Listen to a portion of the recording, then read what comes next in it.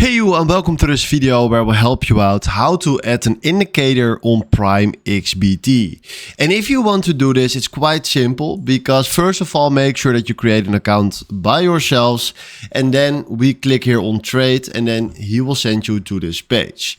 Now, what you immediately can see is that this chart is supported by TradingView. That is one of the best charts that we can have.